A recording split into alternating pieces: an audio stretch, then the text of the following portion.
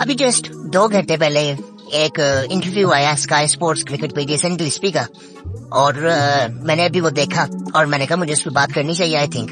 और वो जब इंटरव्यू मैंने देखा है, जो मैं ये तो नहीं कहूंगा, शायद कुछ लोगों को अवाम में गलत फहमियां थी, वो आई थिंक वो सामने आ गई हैं। और जो हमें पिछले एक हफ्ते से चीजें नजर आ रही है ना, शायद हम कुछ बेहतरी की तरफ जा रहे हैं। जैसा कि हम पिछला मैच जीत गए थे और इस मैच में भी पाकिस्तान ने इंग्लैंड को आउट कर लिया 267 पे। हालांकि हम इनको बहुत पहले आउट कर सकते थे, लेकिन हमने फिर भी 267 पे इनको आउट किया। एक पार्टनरशिप लंबी लग गई थी। अब उसमें मैं ये नहीं कहूंगा कि पाकिस्तान ने बॉलिंग अच्छी नहीं की, पाकिस्तान ने डिसेंट बॉलिंग की है, पिच के हिसाब से जो करना चाहिए था वो उन्होंने की है। और इंडिया और न्यूजीलैंड का मैच भी चल रहा है, वहां पे भी इंडिया ने 259 पे आउट किया न्यूजीलैंड को। उनका भी एक नीचे से कोलैप्स हुआ, ऊपर 2-3 बैट्समैनों ने रन किए हैं, फिर उनका भी एक कोलैप्स आया है। इंग्लैंड की एक पार्टनरशिप लगी है नीचे, स्मिथ की और एटकिंसन की, और फिर उसके बाद बाकी बैट्समैन वो इतना खास कुछ कर नहीं सके। सो खैर अभी जो इंटरव्यू मैंने देखा है ना, उसमें मतलब जो एक सेंसिबल बंदा पाकिस्तान क्रिकेट को समझता है ना, वो जो चीजें जानता है ना, बिल्कुल वैसे ही है। पाकिस्तान क्रिकेट आपको कोई ऐसी जो चेंजेस हमें नजर आए, इसमें कुछ ऐसा नहीं आप देखें कि आने वाले टाइम में हम हर जगह पे ऐसे करना शुरू कर देंगे, ऐसा कुछ नहीं होने वाला। अच्छा, उसने ना बड़ी सिंपल सी बात की है। उससे सवाल ये हुआ कि पहले तो वो बड़ा सोच समझ के बोल रहा था कि उसको क्या बोलना चाहिए, क्योंकि उसके जहन में ना इस वक्त बड़ा कुछ है और वो बहुत कुछ बोलना चाहता है जेसन गिल्स्पी। और हमें शायद इस चीज का अंदाजा नहीं है कि वो गोरे हैं, हमारे जो हेड कोचेस हैं वो गोरे हैं, उनको ये मसले नहीं चाहिए हमारे की क्रिकेट चलते हैं। पहले तो हमें इस चीज को समझना चाहिए। अब असल में हुआ क्या, उससे जब ये सवाल हुआ ना कि, और ये सवाल पहले भी कई दफा हो चुका है, तब उसका जवाब बड़ा डिफरेंट था। अब उसका जवाब बड़ा डिफरेंट है। उसे सिंपली ये पूछा गया कि जी पिछले कुछ टाइम में चेंजेस आए हैं बहुत ज्यादा, तो आप किस तरह से देख रहे हैं इसको, और आप अपना रोल किस तरह से देखते हैं टीम में।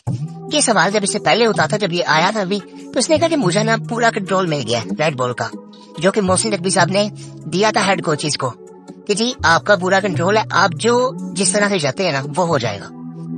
अब कुछ चेंजेस हुए जी हमारी सिलेक्शन कमेटी में, और अब आके वो साफ करने लग गया जी सिलेक्शन में हमारा कोई हाथ नहीं, पिचेस में जो चीजें होती हैं उसमें हमारा कोई हाथ नहीं है। जेसन गिल्स्पी ने कहा कि मेरा इसमें कोई हाथ, वो क्रेडिट भी नहीं ले रहा उस चीज का। हालांकि पाकिस्तान पिछला मैच जीता है। अब मैं आपको बताता हूँ वो क्रेडिट क्यों नहीं ले रहा इस चीज का। पाकिस्तान पिछला मैच जीता, पाकिस्तान उसी पिच पे मैच खेला जिसपे पहला मैच हुआ था, यूज पिच पे। और ये हिस्ट्री में कभी नहीं हुआ कि यूज पिच पे आप दूसरा टेस्ट मैच भी खेल लो, ये हिस्ट्री में कभी नहीं हुआ। लेकिन ये ऐसा कोई लॉ नहीं है इस पे कि आप ये कर नहीं सकते, ये बिल्कुल किया जा सकता है और इसमें कुछ गलत नहीं है, ठीक है। तो उसने उसमें भी साफ कहा कि इसमें मेरा कोई हाथ नहीं है, मेरा कोई इसमें से नहीं था, ये पीसीबी ने फैसला किया, सिलेक्शन कमेटी ने फैसला किया।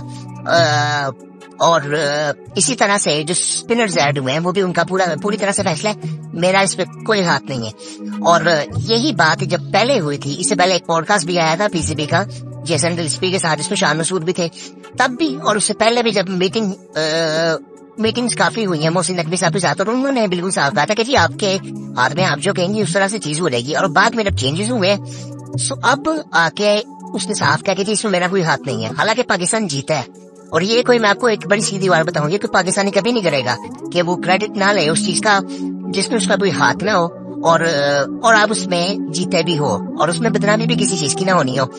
सो खैर ये गोरा क्यों कर सकता है। अब उसने क्यों किया मैं आपको बताता हूँ। अब इसके भी सबसे बड़ी वजह ये है, अगर आप थोड़ा सा हम उस इमोशन से निकले ना कि हम जीते थे मैच, और अभी भी शायद हम जीत जाए मैच, हमने भी वही किया है जो बांग्लादेश करता है बाहर की टीमों के साथ आके। जब बाहर से कोई गोरी टीम आती है या हम भी कभी जाते हैं, वो सीधा सीधा स्पिन ट्रैक बनाते हैं, हारे या जीते वो बनाते हैं स्पिन ट्रैक है। और कई टीमें फिर इस चीज का गिला भी करती हैं कि बांग्लादेश स्पिन ट्रैक पे फंसाता है और आउट करता है, और उनकी क्रिकेट हमें पता कहाँ पे है। ठीक है, उन्होंने हमें मैचेस हराए हैं, लेकिन उनकी क्रिकेट कोई इतनी ऊपर चली नहीं गई हुई। वो उन्होंने हमें हराया है, वो हमारी गलतियां थी उसमें शायद उन्होंने भी बड़ी अच्छी क्रिकेट खेल ली अपनी। बाद में हमने देखा कि उनका इंडिया ने क्या हाल किया है। अभी भी आई थिंक उनकी कोई सीरीज चल रही है, उसमें भी आई थिंक उनका बुरा हाल ही हो रहा है। सो हमें ये देखने की जरूरत है। और उससे सवाल जो हुए, पहला तो इस बारे में उसने कहा इसमें मेरा कोई हाथ नहीं है, और मुझे मैनेजमेंट ने साफ साफ कह दिया कि आप सिर्फ मैच के दिन पे फोकस करें, प्लेयर पे फोकस करें, जो प्लेयर्स आपको मिलते हैं उन पे फोकस करें, मैच की प्रिपरेशन पे फोकस करें कि किस तरह से टीम को लेके चल रहे हैं, मोटिवेट करते रहें। बस आपका ये काम है। ये हेड कोच वो कहा जा रहा है, ठीक है।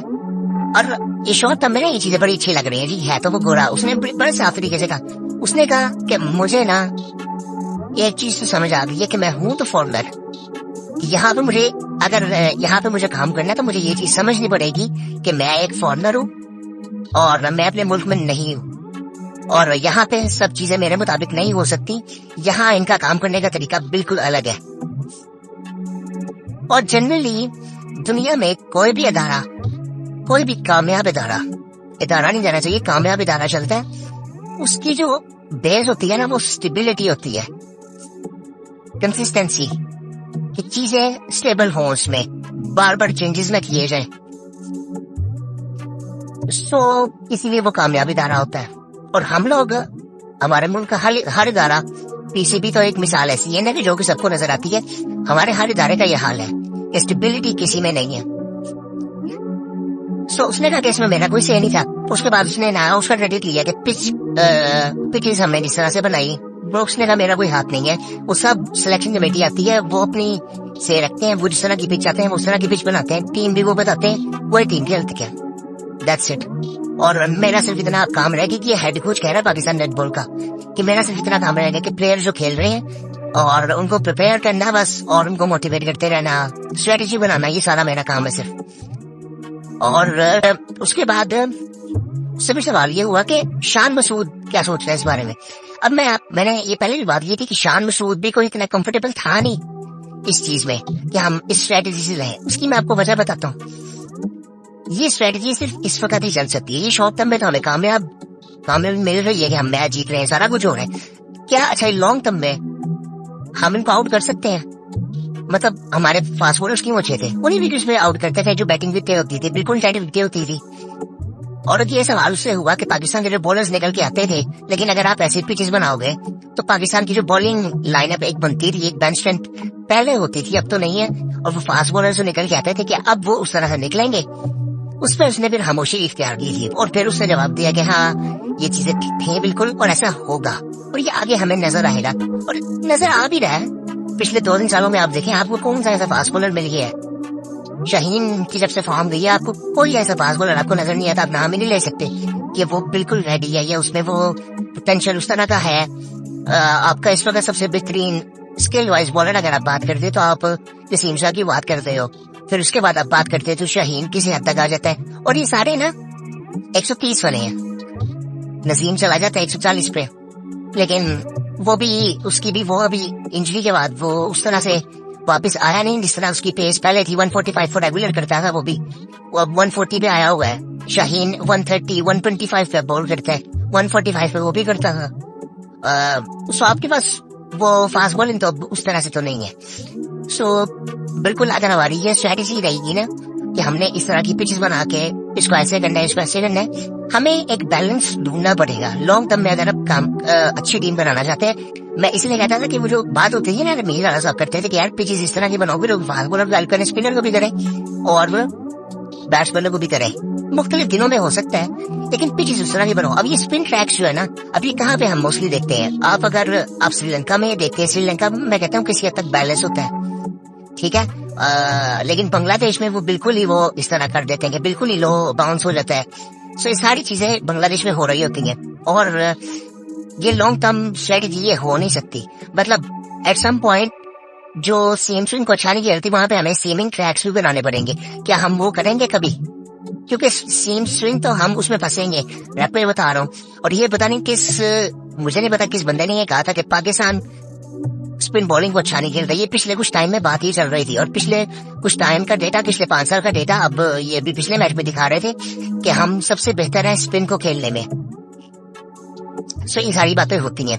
और एक और बहुत इंपॉर्टेंट बात जो कि आई थिंक प्लेयर्स आके कहते हैं ना जी हम तो सोशल मीडिया देखते नहीं है, उसने साफ आके कहा, उसने कहा इधर जो आपके प्लेयर है ना वो हर चीज नोटिस कर रहे होते हैं, आपकी जो टीम के प्लेयर्स हैं वो हर चीज नोटिस कर रहे होते हैं, स्पेशली उनकी बातें जो एक्स क्रिकेटर्स हैं, और वो सोशल मीडिया पे, यूट्यूब पे, फेसबुक पे, कहीं पे भी फ्री बात कर रहे होते हैं और वो लताड़ रहे होते हैं पाकिस्तान को, वो सारी बातें वो कहते हैं वो सुन रहे होते हैं। हालांकि उसने इस तरह से नहीं कहा, उसने इस बात को थोड़ा सा ना इम्प्रोवाइज किया।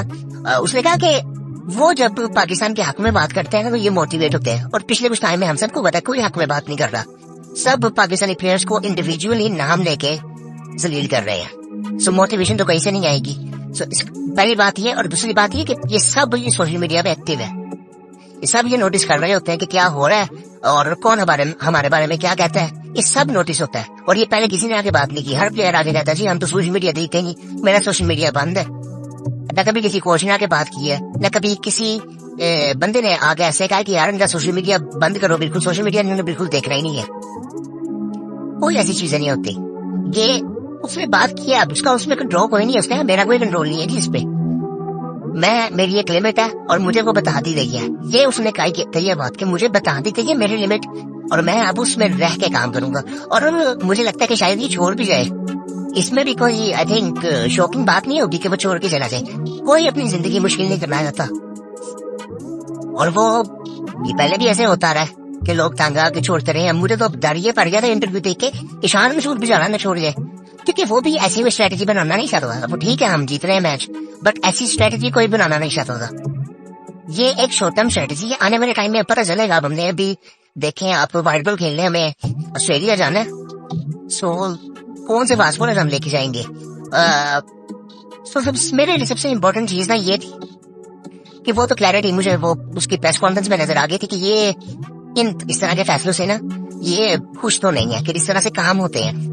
फैसला गलत नहीं था, तरीका गलत था।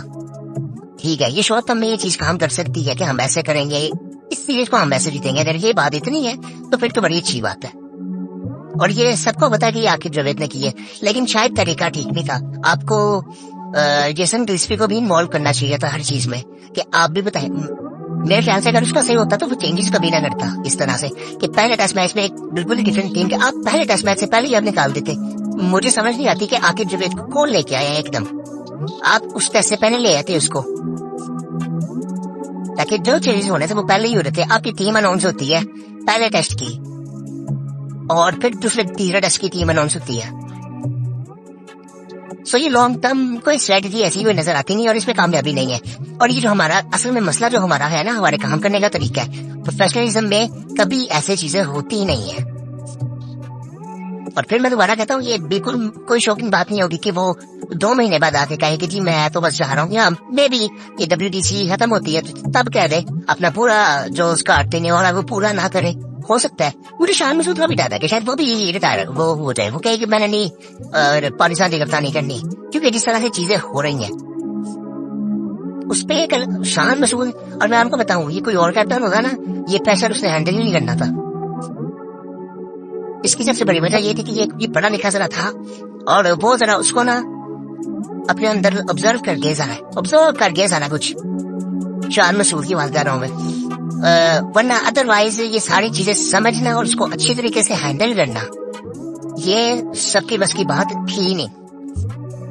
वो जितना वो काम प्रेस कॉन्फ्रेंसिस में रहता ना, उससे बड़ा घटिया सवाल हुआ था शान मसूद से। आई थिंक वो मुझे लगता है कि एज अ पाकिस्तानी मुझे बड़ा गुस्सा आया था, उससे बड़ा एक घटिया सवाल हुआ था और उसने उसका बड़ा कामली जवाब दिया था। और ये होता बाबर से होता, कभी भी उसने भी ऐसे जवाब नहीं देना था। शाहीन से होता, इवन रिजवान से भी शायद हो जाता, तो वो ऐसे तो इतना सेंसिबली वो इस चीज को हैंडल तो ना करते। सो ये सारी चीजें, इन चीजों के बारे में कुछ सोच भी नहीं रहा पीछे। मैं आपको ये बता दूं, इन चीजों के बारे में कोई नहीं सोच रहा। आकिब जावेद का मसला असल में यही है, अभी हमें चीजें बड़ी अच्छी लग रही हैं, मे भी ये सारी चीजें लॉन्ग टर्म में अच्छी हों। हमारे फिर तरीका बात हुई रहती है, तरीका क्या, प्रोफेशनलिज्म कहाँ पे है, वो नहीं आया। हमें यहाँ भी प्रोफेशनल तरीके से जरा चीजों को देखना चाहिए। अब आने वाले टाइम में मैं आपको बता दूं, ये वाइट बॉल में जब वाइट बॉल की जो टीम सिलेक्ट होनी है, वो भी सिलेक्ट नहीं करनी है। अब उसका भी सारा जो पहले मोहसिन नबी साहब ने कहा था, डेरी गर्सन को सारा कुछ कह दो, वो जिस तरह से कहेगा वो उस तरह से ही होगा सब कुछ। और एंड में फिर उस वक्त बात यह आनी थी कि बात हुई ये थी कि रेड बॉल में हेड कोच और कप्तान अपनी टीम लेकर जाएगा। सिलेक्टर हाँ उसको बताएंगे, कैप्टन और हेड कोच को, कि ये प्लेयर्स है, ये अवेलेबल है। सो इसके अलावा व्हाइट बॉल में भी ऐसे ही था। अब ऐसा नहीं है, अब टीम पकड़ा दी जाएगी और ये व्हाइट बॉल में भी ऐसे ही होगा। अब आपके देखेंगे कि व्हाइट बॉल में भी टीम पकड़ा दी जाएगी। वो लॉन्ग टर्म जो सोल्यूशन है ना, ये जेसन गिलिस्पी हो गए, गैरी कर्सन हो गए, ये आपके साथ कोई आके ये शॉर्ट टर्म गेम नहीं खेलने आए थे, ये एक लॉन्ग टर्म गेम खेलने आए थे। कि एक लंबा पाकिस्तान को एक गैरी कर्सन ने चैंपियनशिप के दौरान उसने बड़ी साफ बात की, उसने कहा मुझे ना 7 फास्ट बॉलर चाहिए। पाकिस्तान में हिस्ट्री में कभी ऐसी बात नहीं हुई होगी कि हमें 7 फास्ट बॉलर्स पाकिस्तान के बेंच में भी डाके रखने हैं। कभी हमने नहीं सुना, ये सेंसिबिलिटी कभी नहीं सुनी। होता पिछले 4-5 सालों में होता क्या रहा है? आपके बाहर बैठा कौन होता था? आपके बाहर बैठा था वसीम जूनियर, वो बाहर बैठा बैठा इंजर्ड हो गया। मीर हमजा मेरा नहीं ख्याल से पहले कभी टीम में सिलेक्ट भी हुआ है वो। सो ये सारी चीजें आई थिंक ये चलती रही हैं और अब ये चीजें देख के ना मेरे को समझ लगती है कि यार कोई उम्मीद इनसे की नहीं जा सकती। हमें प्रोफेशनल होना पड़ेगा कई चीजों में क्या हमें इस इदारे को प्रोफेशनल इदारा बनाना पड़ेगा। मैं तो कहता हूँ इस इदारे को प्राइवेट कर देना चाहिए कि ये इदारा अपना पैसा खुद बनाए और बिल्कुल प्राइवेट हो जाए। गवर्नमेंट से अपना ताल्लुक ही खत्म करे। गवर्नमेंट से सिर्फ उतना ताल्लुक हो कि जब किसी कोई बड़ा टूर्नामेंट करवाना है उस वक्त जो रिसोर्सेज की जरूरत है वो उस वक्त की हद तक हो बस। ये उसी तरह की इदारा जिस तरह बाकी कोई इदारा है कि जिसमें काफी रिसोर्सेज मिल जाते हैं गवर्नमेंट की तरफ से पीसीबी को, लेकिन आई थिंक ये इदारा टैक्स नहीं देता। जिस तरह के बाहर भी ऐसे ही होता है मोस्टली, आई थिंक इंडिया में भी ऐसे ही है।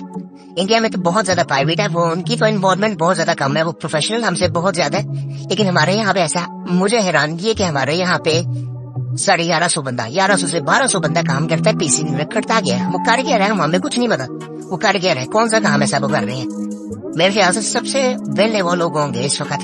खैर अब इससे ज्यादा क्या बात करें। मैंने ये इंटरव्यू देखा, मुझे तो चढ़ा गुस्सा कि हम लोग कर क्या रहे हैं ये, और ठीक होने की हम कोशिश भी नहीं कर रहे। और अब अभी हमने कैप्टन अनाउंस करने में मुझे जितना लगता है कि रिजवान को भी अगर कैप्टन बनाया जाता है, उसको भी अगर अथॉरिटी दी नहीं जाएगी ना, वो कैप्टनसी कभी भी एक्सेप्ट नहीं करेगा। मेरे ख्याल से तो वो बिल्कुल भी नहीं करेगा। और मेरे ख्याल से सलमान खान का भी शायद नाम आ रहा था और मुझे लगता है उसको नहीं करनी चाहिए।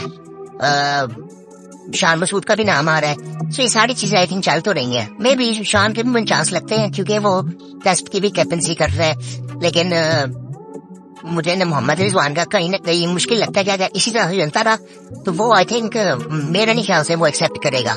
या तो उसको अथॉरिटी दी जाएगी, उसको और हेड कोच को, क्योंकि टीम के साथ तो उन्होंने रहना है। सो आई थिंक मुझे अभी भी लगता है कि ठीक है सिलेक्शन कमेटी प्लेयर्स ढूंढ के लाए, लेकिन फाइनल फैसला हमेशा हेड कोच का और कैप्टन का होना चाहिए, जो कि अभी तक तो नहीं हो रहा। और ये रेड बॉल में हमें नजर आना शुरू हो गया और ये इन लोगों पे मुझे तरस आना शुरू हो जाता है कि यार ये लोग और मैं आपको बताऊं, इन पे अगर तरस हम नहीं भी खाएंगे ना तो फिर इनको जरूरत नहीं है हमारी नौकरी में। ये सच की बात बताऊं, हमें इनकी जरूरत थी, इसीलिए यहाँ पे काम करने आए थे।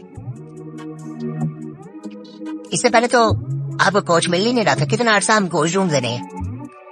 सो ये सारी चीजें देखने वाली हैं। आप कुछ लोग बहुत ज्यादा होंगे कि है तो वो गोरे ये वो फला, और हमारे प्लेयर्स बहुत बात करते हैं और ये जो सारे प्लेयर्स हमारे बात करते हैं वो अपना प्रोफेशनलिज्म दिखाते हैं क्यों नहीं जब टीमों में आते हैं। मैं अभी 1-2 चीजें मानता हूँ कि हमें 1-2 चीजें करनी चाहिए थी। जिस तरह हमें मुझे लगता है कि हेड कोच हमारा बाहर का होना चाहिए और जो स्पेसिफिक बॉलिंग कोच और बैटिंग कोच जो होना चाहिए वो पाकिस्तान का होना चाहिए। फील्डिंग कोच भी पाकिस्तान का नहीं होना चाहिए, फील्डिंग कोच भी बाहर का होना चाहिए।